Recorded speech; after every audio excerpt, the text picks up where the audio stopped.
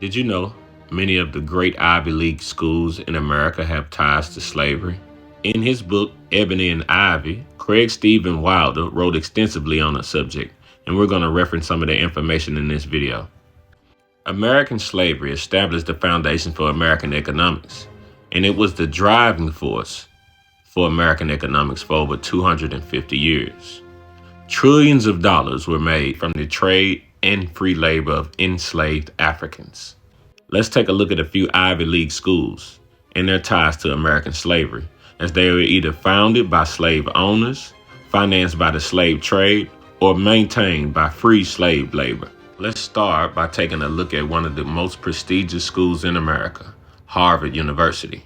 Harvard was founded in 1636 in the Massachusetts Bay Colony, which at that time was a major slave trading colony. Financing for many of Harvard's school of thought came from West Indies plantation owners and New England traders. They contributed thousands of dollars, land, and other assets to Harvard.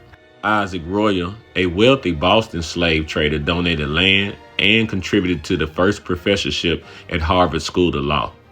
The DeWolf family, and yeah, as you can see, it was definitely a lot of them, were wealthy plantation owners who owned plantations in Cuba.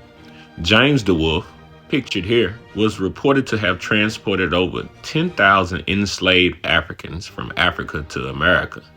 He also is said to have killed a slave. He somehow later became an American senator.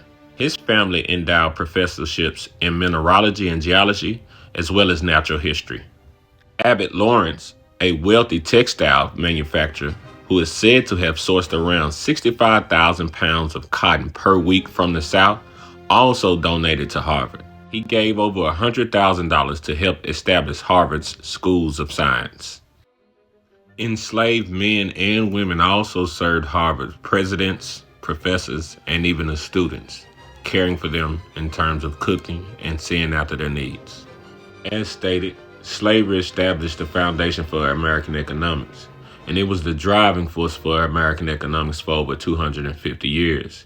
There aren't too many institutions that were around at that time who weren't involved, so we just wanted to highlight some of the Ivy League schools.